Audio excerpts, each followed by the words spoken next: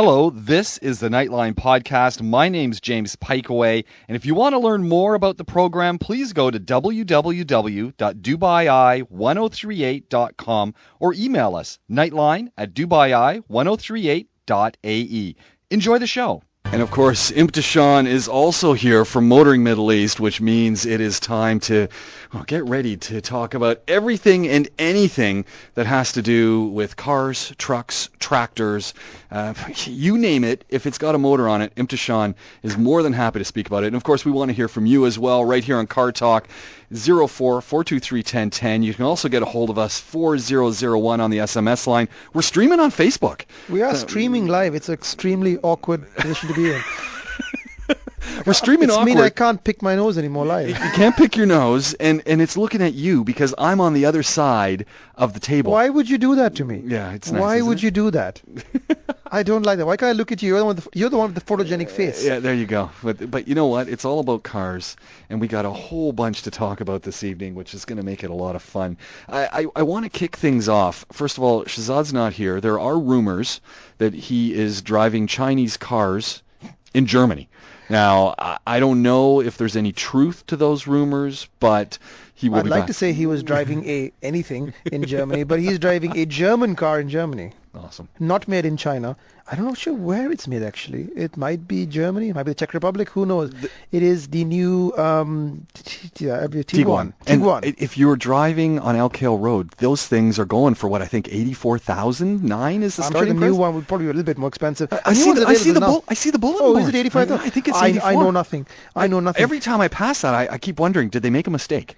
I think it's a smart-looking car, the update. Yeah. I think I'm very impressed. Okay, before we get to the smart-looking Tiguan, backtrack. We're backtracking because I want to talk about the monster pickup truck that you were driving. Oh, the one that I was driving this weekend, which I'm sad to see has just gone back. And I must say, last week Shahzad was driving it. It was sitting outside in the parking lot. He's driving the other monster pickup. Right. We had two monster pickups this week. So he's got so these things are... He's got the monster. Yeah, these vehicles have a presence, such a presence that last week... And real estate. Yeah, they take up a whole bunch. Acreage of real estate. Last week, we were leaving the studio. Yeah. There we are in the parking lot, and some guy circling us. And he's stopping and he's looking at the pickup. He did keep coming back. He did. I think by the time I got out of the way, he was pulling in beside you guys. He had a question for us, which was, can this go in the desert? To which we said, well, yeah, sort of. I mean, you got to be very careful, blah, blah, blah. And then he's like, well, what's the point if you can't go to the desert? There we go. My car can go to the desert. I'm like, well, it's a bit funny question to ask somebody, isn't it? You knew the answer to that question before you asked it. But he seemed like a nice man, and he was there to pick up his friend. So thank you for coming and talking to us. Hey, folks on Facebook are coming through, and they're saying one thing about the Tiguan, excellent fuel economy. Let's go back to the Sierra, though. So he has a Sierra. Let's not talk about him because who cares? He's not here. Let's talk about what you were driving. I had the Sierra's cheaper twin, the Silverado, but I've got it in single cab form. All right. So I had a very bright red pickup. It's actually the base truck. So it's LT. It fits three people, right? Comfortably? It fits three people, four if you're being illegal. We do not encourage that. Or people sitting in the back. No. We don't encourage that. No. Tempting though it is, do not do that. But you could probably put four people in it. Okay. That's how spacious it is. And the Ram, you could probably see the family of five. Okay. So this thing... It's a single cab. LT, it's what I call Shabab spec. It's Shabab spec? Young local youth spec. It's very stylish. Full-size box on the back? Full-size box. What's the price of this thing going for? I believe 128. I'm still checking to see with GM. GM, tell me the price. Four-wheel drive? Four-wheel drive. Z71 or Z71 if you're British. Okay. So that's basically the off-road package. It means it has fancy red shocks. Yeah. And it's a little bit more compliant off-road. Okay. So I was evaluating with an idea of what is it's not a family vehicle because it's a three-seater, etc. Yeah. But as a young person, it's a nice alternative to the likes of, a hatchback like a Focus ST. I mean, it's got 5.3 liter V8, 355 horsepower. That's a lot of power. It's got Android Auto, CarPlay, a big screen. Nice. It doesn't have climate control. It has a normal knob. So it's kind of weirdly odd. So you have it works fine though. Okay. It's a GMAC, so it's a fridge. Big old pull the. I'm making the disco for the horn. Not for the gear shifter.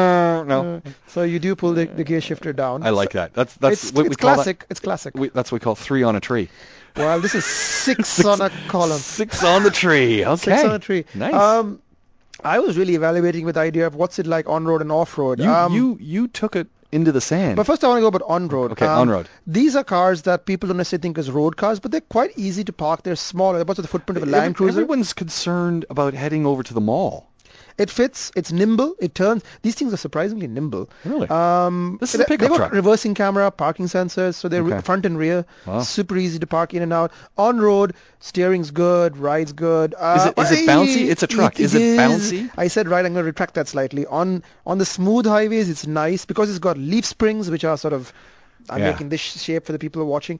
It's a little bouncy on not so nice roads, but on the highways it's fine. I think the Ram still has the gold medal for. You think the base coil model springs. Ram? You can't beat coil springs. Coil springs are really good. But other than that, it's pretty good. I think it's only if you've never driven a Ram, you'll think it's great. If you've been in a Ram, you'll be like, okay, that can be better. No, so Chevy needs to fix that. Price range when we Ram's talk cheaper. The two-door Ram is about 100. Was about 100. I think it's now come to about 120 something for the new 16 models. But they have a higher grade sound system. Ooh. Now that's on road. I think for most people it's acceptable on road. It's it's not a penalty box. And of course it's got that super usable bed. You can chuck your stuff in. I like that. That's the quote. It's and not a penalty box. It's got a damped tailgate. Well, really? So you just drop the tailgate and it just gently drops. Nice. I think Ford has it as well now. Okay, it's a very nice thing. A little cutout in the side, in the rear bumper that allows you to jump into the bed. See, that's important. So Ford has the man step. Yeah. Chevy has the little side thing, and Dodge has nothing. Right. Okay. Dodge is a big. Climb at your own risk with the Dodge. You need a grappling It's hook. a bigger car as well. Yeah, the Ram is actually, even the single cab is a bigger car. Okay, but I like the Ram. The Ram is a better on-road car. Here's the question: is this just an off-road picnic machine, or am I going to be able to go and do Big Red? Oh man, this thing off-road, I was legitimately surprised with how capable it was off-road. Now keep in mind this is You drive a Wrangler. I drive a Wrangler, a very modified Wrangler with all the fancy toys, fancy dancy as I like to say. Yeah. And this car, which is bone stock and it has metal bumper at the front, but that's really it. It has no lift, nothing. You think it's going to wipe its nose everywhere. This thing was... Well, you know what? It was embarrassing other cars. It was out-climbing a lot of Japanese stuff, Wranglers. I mean, it's got a big V8, so it's so much fun. And when you're climbing, the tail comes out, and it's so much fun to play with. Really? Yeah, it's a lot of fun. Yeah. Okay. So capable off-road, capable on-road. Very, very capable, very easy to drive off-road. You have to be aware it's a big car. So if I was going to take it seriously off-road a lot, I would still probably want a little bit of lift on it, and there are plenty of shops that can do that for you safely, as in not a ridiculous 70-inch lift or whatever. But for what it is, most people, it'll handle the beach. It's got so much power. It's got all that creamy torque and a big 5.3 V8 that makes all the right noises. And, it's got a manual mode for the automatic. I mean, I was really wondering why I still drive Jeep.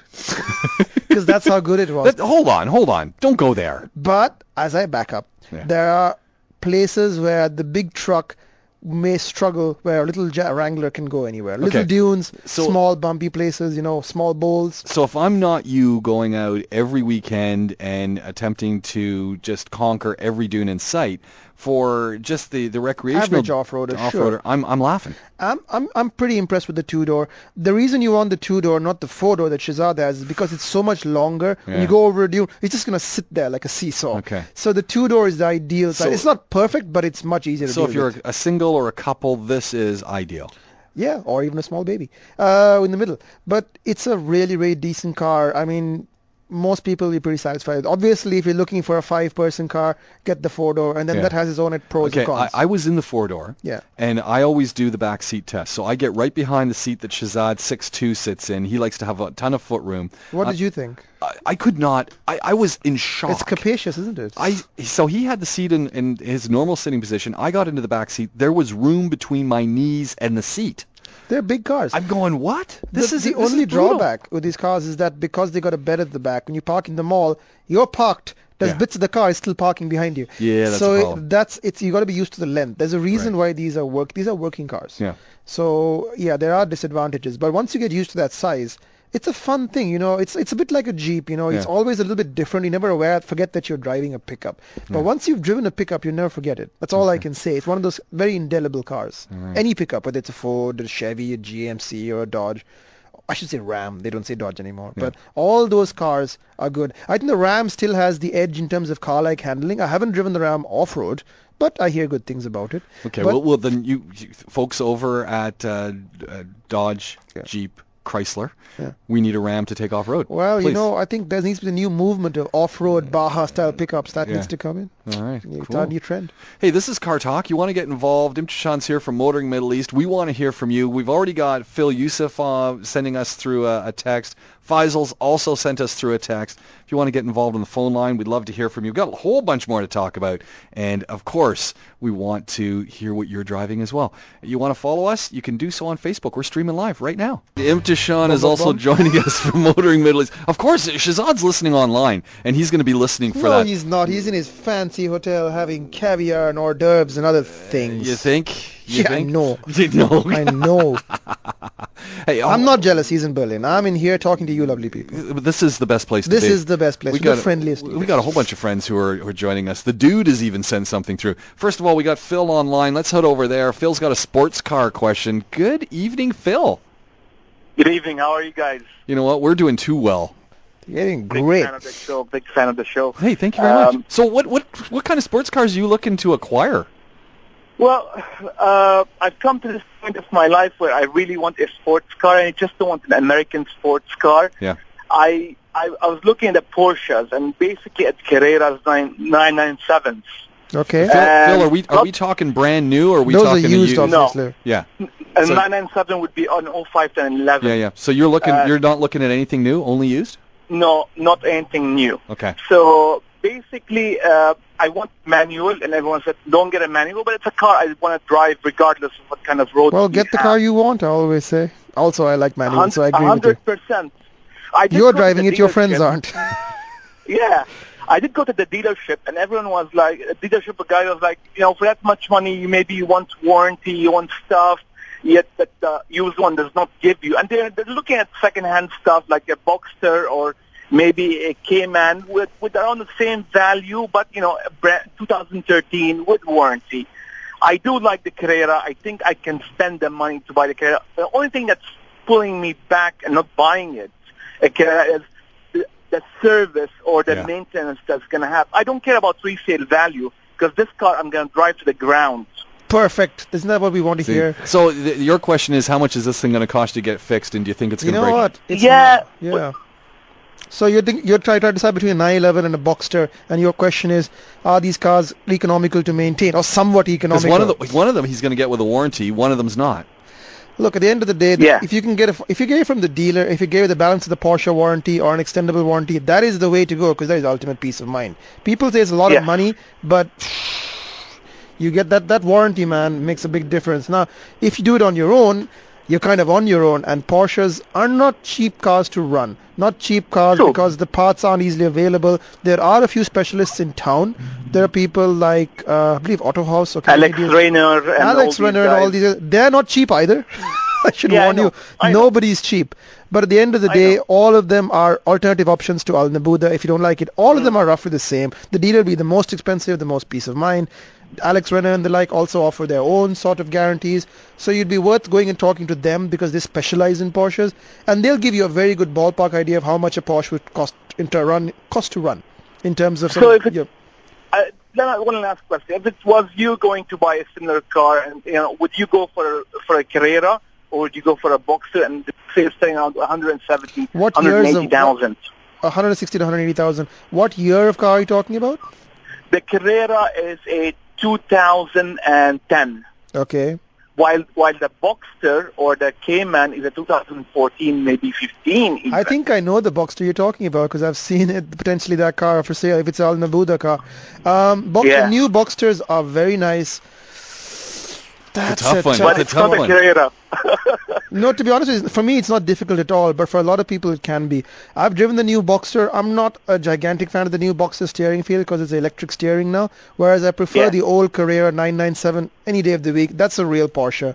That is the real feel of it. There you go. I would go an old 911 every day. For me now, I'd go 997. Yeah. 997s are the last great Porsches. I think the 991s are good, but they lean more towards GT cars. They're more daily drivers. They're more comfortable. They're great cars.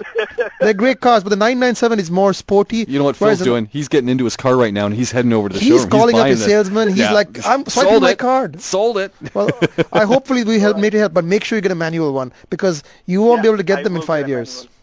I will get a manual 100%. Phil, when you buy that, send us a photo. We want to see it. Will do. Will do. Make sure it's a nice color. Thanks again. Have a great night. Thanks for calling. Cheers, bye-bye. Bye. That was Phil joining us. Imthishan's here from Motoring Middle East. This is Car Talk. If you want to get involved in the program, we want to hear from you because there's just so much going on. Yeah. Speaking of so much going on, we got another Porsche question. Is it the Porsche Club calling us tonight? I don't know. He says, guys, I'm planning to buy my first Porsche. His first one, he said. I've seen a 2007 911 model. Carrera S in gray with black leather. Which is what 99% of Porsches are in gray and It black. still has warranties from Porsche till August. Somebody's extending it dutifully. 90,000 kilometers on the clock. Asking price 95,000. The question is, what do you reckon? 2007. Yeah. That'll be the 997. The mileage is pretty low for what that is, but the moment you go over 100, you're looking at some fairly big spends in those cars. The warranty's only until August. I don't know. Now is when you need that warranty. Yeah. I would say look into extending the warranty. If you can extend the warranty, it's a solid buy. I still think the price is a bit high because the 2007s are getting on a bit. That's basically, it'll be a 10-year-old car. It's a 9-year-old car, and it'll be a 10-year-old car very shortly. So you got to think the value is depreciating pretty fast. And these aren't rare cars. The 997s, they sold a lot of them, so they're not like hugely difficult cars to find. So I would haggle hard now. Okay. I won't tell you exactly how much you should haggle for, but 95,000, you know what, I think you can still knock a bit off. And if he's not going to extend the warranty, you need to be extending the warranty. Right. And when these kinds of German cars, especially high performance, high dollar cars, the consumables are expensive. All right. You're talking about the servicing is expensive, the cost of tires and things, expensive. Yeah. So the warranty is something that you should have on top of all of that because at least the mechanical stuff is covered. Okay, question from Daryl coming through on Facebook. He says, speaking of Jeep and Dodge, Jeep Cherokee versus Jeep Durango Limited, which one? There is no Jeep Durango, sir. The Jeep Durango... Or a Dodge Durango. Sorry, Durango. I said Jeep. It's Dodge. He didn't say Jeep. I did. Dodge Durango. Clearly, one person's the expert. Yeah. So, Cherokee versus Durango. 5 seats versus 7 seats. Simple as that. Do you want 7 seats and family hauler, or do you want 5 seats and off-road capability? I mean, the Durango is also very capable off-road, but the Cherokee is a more nimble, smaller car. Do you have a family? Don't have a family. I like the Durango. Some people are mixed on the looks, but I like the look of it. I'd take the Cherokee. I wouldn't get the Durango. Yeah, I'll get the Cherokee. The Cherokee is very popular. It's got better resale value because more people want it. Yep. And it's a smaller size. Yeah, Grand Cherokee. Yeah. Imthishan joining us from Motoring Middle East. You're listening to Car Talk. If you got questions about cars, 4001, that's where you want to be dialing through to with the SMS messages. Here's another one coming through. Prado versus Pajero. This from the dude. The dude has asked us the question that's never been asked before. We get this a lot, but it really depends. Pajero, he's talking new or used? He doesn't say, but let's assume new. Let's assume brand new. Yeah, Pajero, evergreen, as Mitsubishi would say, evergreen contender. It's been around since I was in high school. Yeah. It's a good car. Nothing particularly wrong with it. They're mega comfortable affordable right now. Yeah, a lot of options, a lot of engine choices, 2-door, 4-door. The problem is they look the same way they have for 10 years. Not changing in a hurry. No. Prado, more capable off-road. I would say more reliable off-road, more capability, more modification options. I mean, I like the Prados, but the Pajero. If you're not going off-road, the Pajero is a good car. Cheaper to buy as well. There's something weird about the Prado, and I just don't know what it is. I see lots of them around. I often think I'd love to own one of those, but every time I'm driving by them, maybe it's the to borrow a phrase from Callum Knox, maybe it's the agricultural look to it. I like the agricultural look of the Prado, but I do agree that it is well past its sell-by date. It came out in 2009. Yeah. That was, for me, it was 2 jobs ago. And that's how I measure the years in employment. And I do think that it's time the Prado got more than just a facelift. And the Japanese are super slow at changing out cars, and the world, now look at the Grand Cherokee, since 2010, it's mutated, transformed. It's got new engines. There's a Hellcat version coming, and the Prado is still exactly the same. So, dude, depending on what you want to do with it. But it's got resale value. Yeah, this is the other side. It's got monster resale value. If you're just going to be driving around, you're going to do some recreational off-roading, you know what, the Pajero will suit you well, and you're going to get a bucket load of options with it. So you get more toys than a Prado, but if the Prado is a car that you're looking to sell within a couple of years, you know what, you can't go wrong with the Prado. Okay. Both are good choices. Drive them both. Go and drive them. Go and drive them. Exactly. All right. So Ahmed's coming through, and he's a JK owner. He says That's a Wrangler for people who don't know what that is. He says the stock two-door JK 2014 feels so light for its springs rates, bumpier than the four-wheel drive. The four-door. Yeah, the four-door. Sorry. I think I'm having mega issues reading tonight. I don't know. You know what? I think it's a dyslexia popping in. Could be. I think he's got that slightly wrong. It has nothing to do with the spring rates of the cars. If you look at the spring rates of the springs in the car. Obviously, there are different spring rates, entirely heavy-duty springs on the four-door, but that's not it. The problem is it's a question of length. Steady on, we're keeping it clean. Okay. Yeah. We're talking about the fact that the two-door is much, much shorter than the four-door, and it creates a choppiness in the ride. Because think of it like this.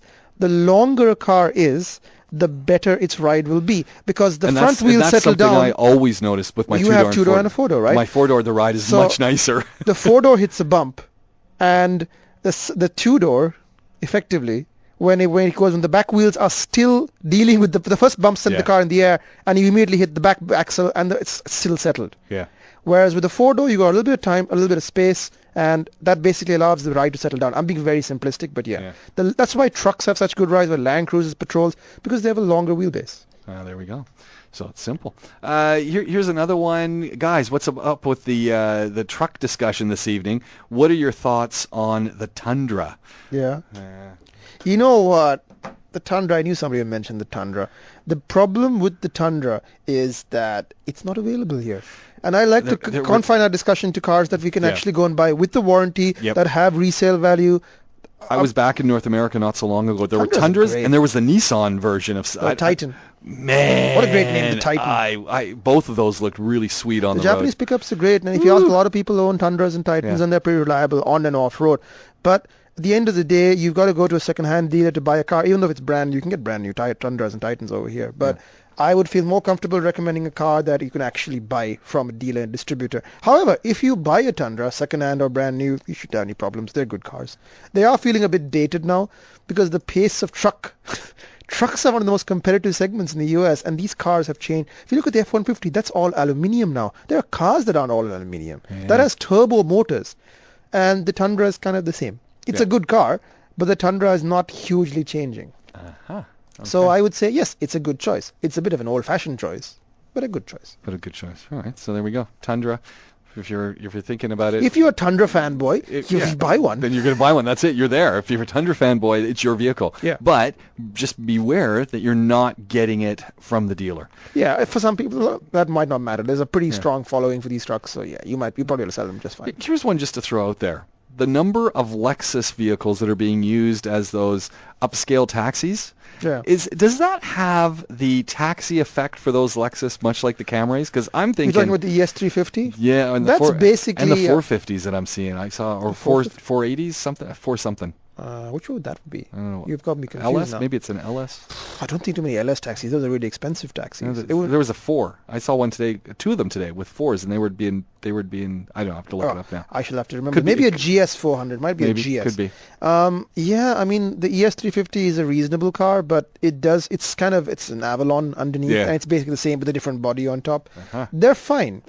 They're fine cars, but they do have the taxi effect. Well, that's it. I look at them and I'm going, I don't want to own one of those. Yeah. That's an Uber car. Yeah. Well, is it an Uber car? I've never used Uber out here. Yeah, there's a lot of people using those. And they're perfectly fine cars, but I mean, desirability obviously takes a drop when you see one sitting outside every hotel or mid-sized hotel in the country. Yeah. So there's nothing wrong with them, but it's the same reasons you think twice about buying a Camry. Nothing wrong with the Camry, but just a matter of perception. However, if you do buy a car, you get a Lexus, all right? You get all the toys, you get a pretty comfortable car with a great ride. So it's up to you. Do you care what people think? There you go. Think about it. Think hard and make those choices. Hey, you know what? We got a lot more to talk about. This is Car Talk. Motoring Middle East. Imthishan is here. You got some questions? Get them to us. This is how. There we go. Motoring Middle East is here. That's Imthishan. MotoringME.com is the website. Go check them out on all of their social media. Just great content there, that's for sure. We like to think so. And you're here joining us on the SMS line, 4001. You can call through 04423 603-1010. Esther is manning the phone lines. She loves to have a conversation with you, and she's very knowledgeable about cars. In fact, she could host this show, and she often does when we're not here. That's what I'm thinking. You know, she picks all the music. She does all sorts of good stuff on the music show. I heard they were playing tunes out of the music show on Sunday. Esther would have had to be doing all that. Yeah. If you want to know anything about vehicles in Kenya, Esther can give you a whole rundown, especially the entire import-export market of Kenya. She's an expert, so there we go. You know, Kenyans are very, very good at all these things. Another question that's come through: a Bentley GT Continental W12 2006 year model. That's a good year. Yeah. 75,000 kilometers. Is it worth 170,000 dirhams? It's worth what somebody's willing to pay for it. Now, do I think it's worth 170? It's a lot of car for 170, but I think you could drive an even harder bargain because that's a 10-year-old Continental, one of the first gens, and it's old everything inside. It's the first-gen interior, first-gen telematics system. It'll have very, very simple, basic Bluetooth stereo. I mean, it's still a great luxury car with a 12-cylinder, 500 horsepower engine. That's a Bentley. But, it's a GT Continental. 170,000 is only the price of entry because the cost of servicing that at Bentley or anywhere will be not inconsequential. Okay. So I would say be aware that that is not a bargain. No such thing as a Bentley bargain car. So when it says Bentley or Rolls-Royce on the front, no such thing as bargain. No such thing. Okay. So you may think, oh, look, I can get for the price of a Grand Cherokee. Don't kid yourself. Okay. All right. Thoughts on the Chrysler 200 versus a Ford Fusion? This coming from Lyle. Both tough one. Both good cars. Fusion has better handling. I think the Chrysler has the better V6 engine. I don't like the look of the Fusion. Yeah, I'm not a huge fan of the Fusion. Shahzad's more up on it than I am. But I like Ford products, so this is... I think it's a good car. I mean, the Fusion is basically the new Mondeo, which is a good car. Yeah. I think the 200 has the nicest interior in the segment. And for me, that matters more than handling in this kind of car, in a four-door saloon. But, you know, you might want it better. I mean, both of them have equivalent resale value, equivalent impressions in the market, but I think the 200 is a much nicer car. And a much more modern feeling car. And for most people, that's what they want. The Fusion, though, is, you know, great handling Ford of Europe product. So, yeah. Okay. So Faisal sent through a photo. I think this all goes together. He sent through a photo. We just saw this nice Porsche that he was showing us. Yeah. 80,000 dirhams is what I think that he's saying it's going for. And he says the warranty can't be extended beyond 9 years. Well, go to somebody like Alex Renner. Go to somebody like Gulf Warranties and see about extending. If they can provide your warranty. Yeah. It'll cost you money, but it's worth every penny. Yeah. If you're gonna get one of these vehicles, you need the warranty. It's a 9-year-old car. You may not be able to get a warranty, so I understand his position. So, yeah. Yeah. Okay, here's Steven's come through on the SMS line, and you can join us on the SMS line as well, 4001. It is Car Talk. Coming in thick and fast tonight, yeah. So Steven's come through, and he says, I own a Ford Edge 2011 model, one level below this top spot. He's got a market question. Unfortunately, we don't do pricing. The answer is not a clue. We have no idea how much it's worth. It's done 95,000 kilometers. What do you think it's worth on the market? You know what? Go to Dubizzle. Go to Dubizzle, put in the year, and look at cars equivalent mileage. They'll give it. That's what we do. Yeah. That's what we do. So, yeah, I would say look at down there and see. And right now, the market is a bit bearish. I'm going to be very honest. Why do you want to get rid of your... Why do you want to get rid of this? I have a friend who's bought Lincoln MKX for 2012 one, and he got a screaming good deal on it. I'm going to give you some real talk now. Okay, real talk. Real talk. Okay, hold on. I'm sitting back here. Imthishan is giving us some straight talk. Yeah. Steven, don't sell that car right now. Summer's coming. Deals are people are desperate. People are selling cars. If you sell this car, unless you really need the money, in which case I don't know your personal situation, but right now I think people are going to try to take you for all you're worth. Yeah. So I would say hang on till after the summer when the weather cools down, people start coming back, and the market's a bit more settled. Right now the mood is a little unsettled. Yeah. Not necessarily justifiably, but people are not necessarily buying cars, and if they are, they're looking for bargains. Yeah. That's not what you're looking to make some money on this car. So wait till September if you can. Yes, this is the challenge. Otherwise, you are going whatever car, whether it's a Japanese car. People want to take that car off you, and they basically want you to pay them. They're going to offer you nothing. And I don't want to have you crying to us on the SMS line next week that I got $20,000 for my car. How did that happen? It's because you're selling at the wrong time of year. Yeah, wait. This is the wrong time of year to sell any car. September is a good time. Yeah. People are going to be looking for cars. You're going to be able to get a great deal on that thing. You're going to be able to unload it to someone. You're going to be laughing. Yeah, and the mileage won't go up hugely so. But the main thing is you will make more money. You will make more money. I just don't understand. Why do you want to get rid of the car? Like, what's the matter? Well, 95,000 is psychological, right? Psychological barrier. Okay. Yeah, for me, the psychological barrier is 250,000. I think once I hit 250, I'm unloading Anything that. above the cost of like an ice cream sandwich is my psychological barrier. Unless it comes to modification, in which case I spend a fortune without even thinking about it. I get a note in on Facebook today, and it starts off, James, I went and visited your friend Sam at Rage Performance Garage, and this is where I take my cars to get them fixed, because I've been to a lot of... We do, as a matter of fact. You do. And you recommend it because I'd been to another garage and was not happy. And I'd been to a garage before that and I'd used it for many years, and then the service just died, and so suddenly I'm looking for a place. And I hesitate to ever recommend anything, vacations to people where I fix my cars. Because, doctors. I just hesitate. I like to, but I'm always worried that what if the people don't get the same experience that I've been getting? Then they're going to go, well, it wasn't good. And that starts off, James, I went and visited Sam. And I'm thinking, oh no. Comes back, awesome service, great guy. Isn't that nice when you get a good bit of feedback and you do a good deed and it doesn't blow back on you? Yeah, because that's the thing. That's usually what happens in life. Man. Yeah. But I've recommended him lots of people. They've been satisfied. I mean, your mileage might vary, but if you know of a good garage, tell us about it. Yeah, sure. If you had a good experience, tell us about it. We love to let people know what's good out there and share. Here's another one that's come from Faisal. He says, guys, one more question. He's running up against his question limit. Yeah, I'm also considering a 2014 Audi RS4 red estate with 35,000 kilometers, warranty till 2019. Now he's got a question about used. The seller is asking 200,000, whereas a 2016 model is selling for 230. I think it's worth 140. Well, he can think whatever it's like, but the car's worth what it's worth to the dealer. I mean, you can make that offer to the seller and see if he bites. If he doesn't bite, he can go to a dealer and get it appraised, and they'll give you a pretty rough idea of what it's worth to the market. So you can go and make that offer. I won't say that he might not slam the phone down at you and call you some rude names. Yeah. So that's cheeky, but you know what? It's worth a punt. Why not give it a try? Yeah. Here's another one, a GLE 63 coupe versus a BMW X6. Ooh, really some tough ones tonight. I don't know. I don't know. I haven't driven the GLE 63 Shahzad, as he was raving about it. Raving. I've driven the X6, and I like the new X6. They were talking about the X6 M, I guess. I like the X6. So I'm going to say X6, but I think if Shahzad was there, we'd have a fight, because he loves the GLE. And that is such a hot rod truck. I mean, to be honest, the GLE is a copy of the X6. It is? It is pretty much just a copy.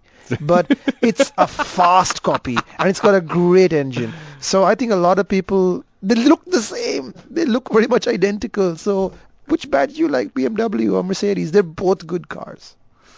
Another one that's coming from Amit saying, my BMW 750 warranty runs out in February 2017, but it only has 70,000 kilometers on the clock. Should I sell it? Why? Because the warranty's running out? Yeah. That's an odd one.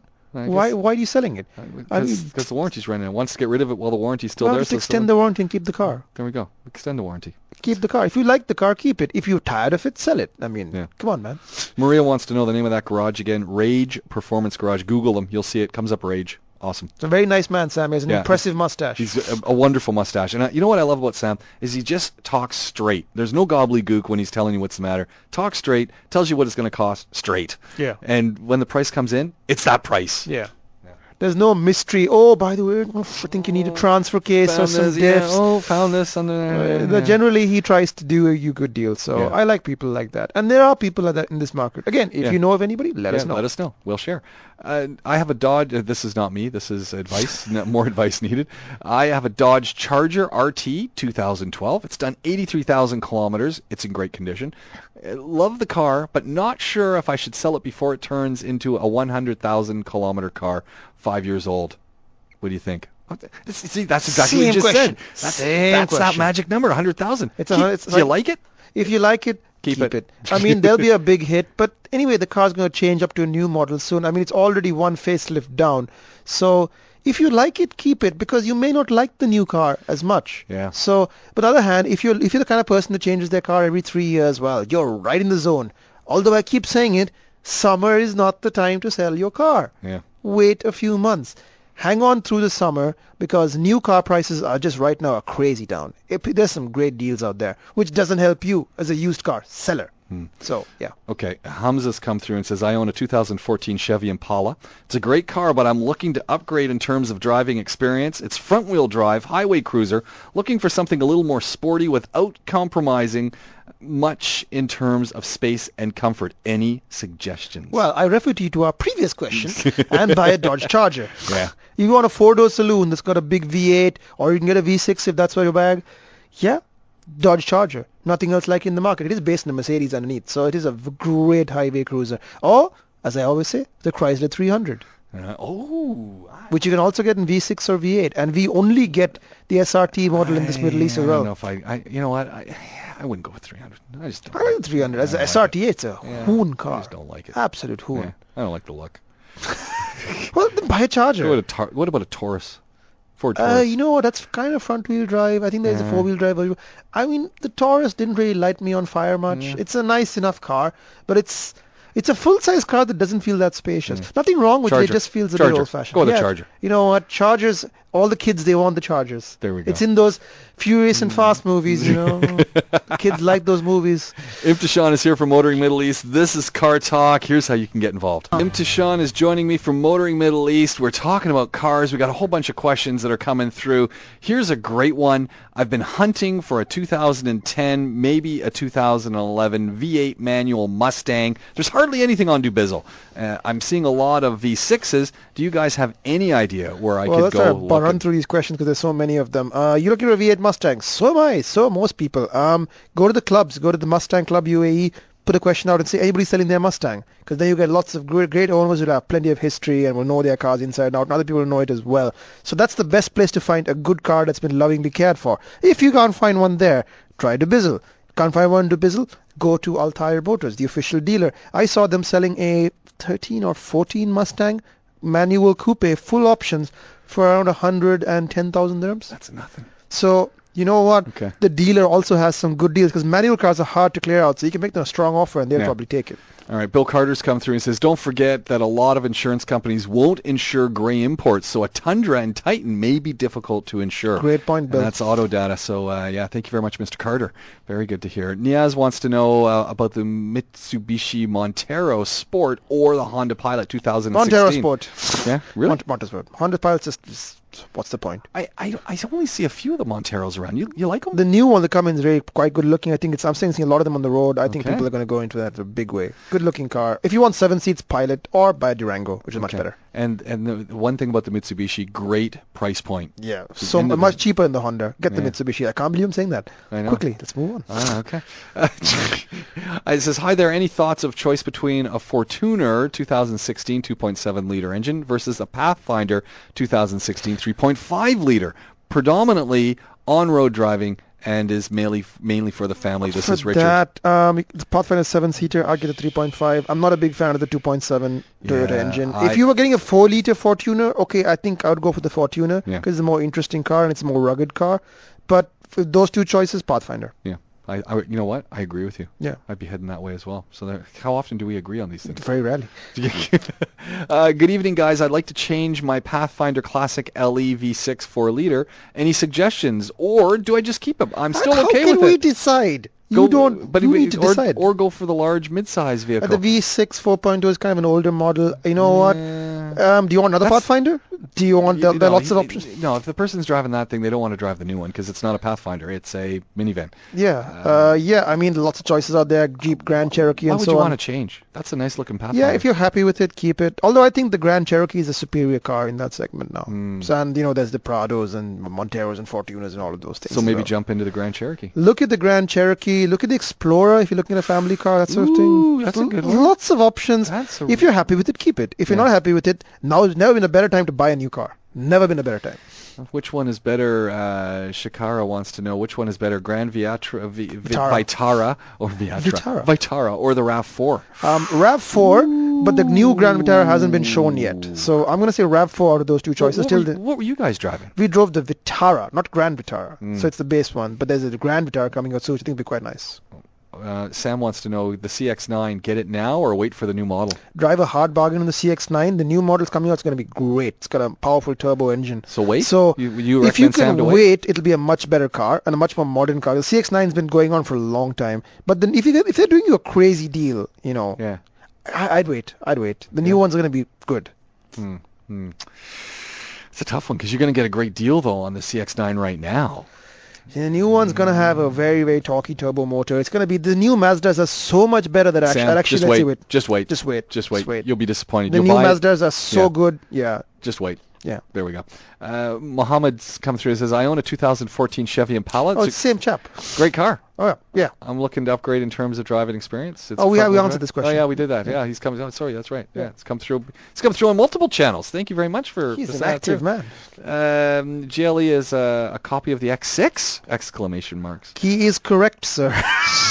But Mercedes might disagree, but everybody else with eyes will agree.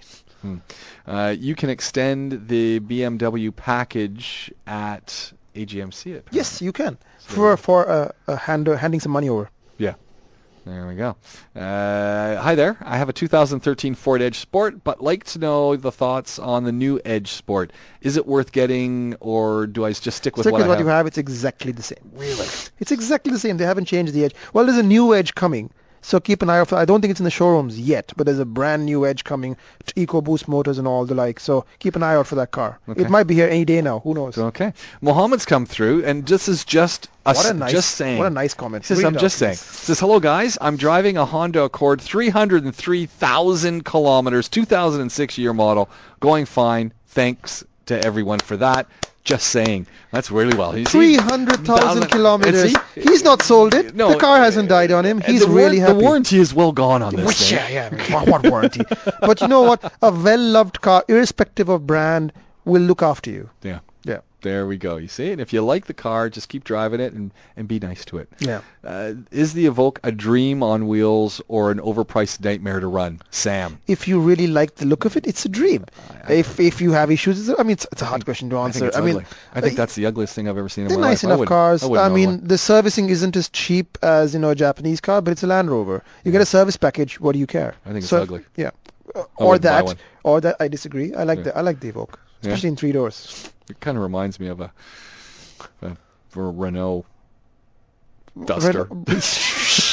No Dusters ever look like an Evoque. It's just a little more styled. No Duster. Yeah, that's what I see the Renault and I see the Evoque and I just see the same. Do not mention the Renault Duster to me. And put them in the same sentence. Can you imagine now that the folks over there are at Land? Everybody's confused now. Land Rovers are going, what? How, James? How can you say? Yasser's got the last question coming through on the SMS line. Says, I'm very confused. I want to buy a car that my wife will drive to Dubai from Abu Dhabi 3 times a week. I want fuel efficiency, some luxury, slightly spacious. Was considering a Passat, but a mid-size or compact SUV will do. Any ideas? Okay, Yasser, here's the first thing. What's your wife want? What does your wife want? Ask your wife. It's not rocket science. What does your wife want? Having said that, the safe choice is a mid-size saloon. It's going to be a Camcord, a Camry Accord. Impala. Impala's nice, but if you're looking for fuel efficiency, ultimate efficiency, it's going to be one of those. Passat. What about the Passat? Passat's a 4-cylinder as well, and that's 2.5 4-cylinder. It's a good car. Yeah. However, if you're thinking that you want something a little higher, that's going to steer you towards some of the crossovers, like the Tiguan. I like the new Tiguan that Shahzad's driving now. There is the Rav4.